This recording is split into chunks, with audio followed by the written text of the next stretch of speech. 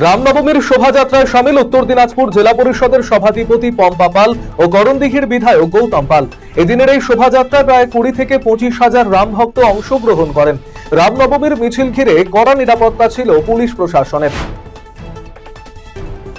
মালদার বেঙ্গল অলিম্পিক অ্যাসোসিয়েশনের উদ্যোগে 9তম স্টেট গেমস 2025-এর সূচনা হয়ে গেল রবিবার। এদিন সন্ধ্যায় মালদা জেলা ক্রীড়া সংস্থার ময়দানে স্টেট গেমসের উদ্বোধন করা হয়।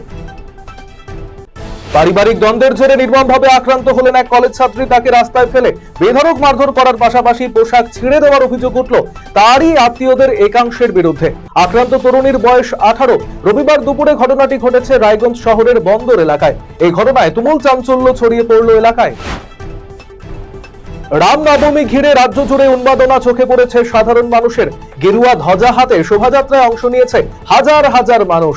সারা রাজ্যের পাশাপাশি মালদার গাজলেও একাধিক সংগঠনের উদ্যোগে পালিত হয়েছে রামনবমী। এই উপলক্ষে শোভাযাত্রা শহরের পথ পরিক্রমা করে। এদিন বিশ্ব হিন্দু পরিষদ ময়না প্রখণ্ডের উদ্যোগে শোভাযাত্রা অনুষ্ঠিত হয় ময়নার বিভিন্ন এলাকায়।